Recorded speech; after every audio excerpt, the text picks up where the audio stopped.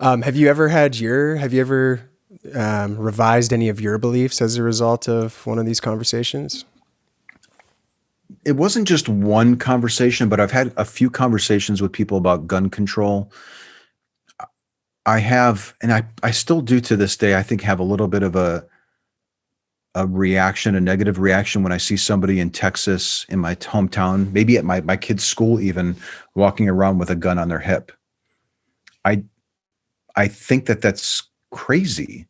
However, I've talked to enough people who are proponents of guns who have basically made the case of, listen, guns are out there.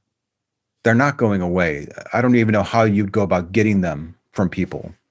There might be some ways to incentivize people to do it, but I think there's a large percentage of people who are never going to give up their weapons. They're out there, and maybe the safest thing for people is to have another gun nearby if you needed to step in and take somebody out who was using one recklessly. Let's just put it that way. So I've shifted. I used to go out with signs to protest people who were doing open carry. Oh, really?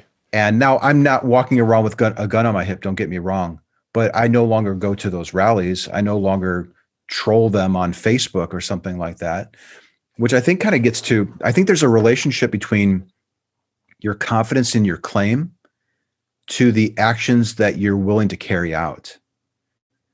Think about that for a second. So the more certain I am that I'm right about guns being dangerous, like that open carry or concealed carry is a bad idea, I'm probably going to be more motivated to vote differently or share a post, tweet something out, ridicule a group. If I notice an article that's disparaging of that position, I might share it.